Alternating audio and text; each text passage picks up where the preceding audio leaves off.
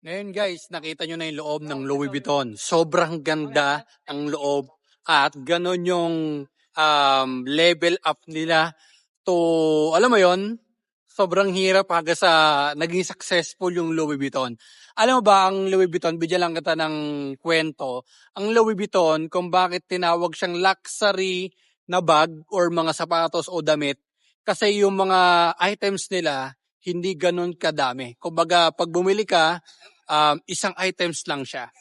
So, ganun siya, ganun kalaki yung value ng Louis Vuitton. At isa pa sa nakita ko sa Louis Vuitton, talagang pinipilahan kahit sabi mong mahal, talagang pinipilahan.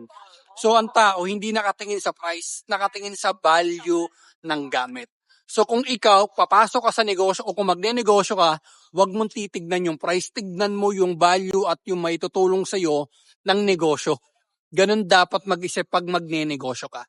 So, yun yung nakita ko sa story ng Louis Vuitton. So, nakaka-inspire lang kasi dinaanan nila yung proseso, struggle, hirap, 'di ba? Alam mo yun, marami ka kompetensya pero hindi sila sumuko.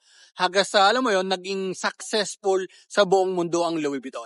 So, ayun yung natutunan ko sa Louis Vuitton. Kaya kung ikaw magsisimula ka sa negosyo, kailangan tama yung mindset mo. Kailangan tama yung pag-iisip mo pag magne-negosyo ka. Kasi kung titignan mo lang yung price, tatry mo lang, 'di ba? Wala yung puso mo sa pagnegosyo, hindi rin yan gagana. Kasi nga, nakita mo lang, gusto mo lang itry. So, dapat nasa puso mo ang pagnegosyo. Kailangan dumaan ka sa proseso.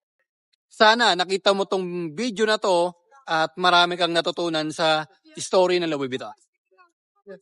Ayos.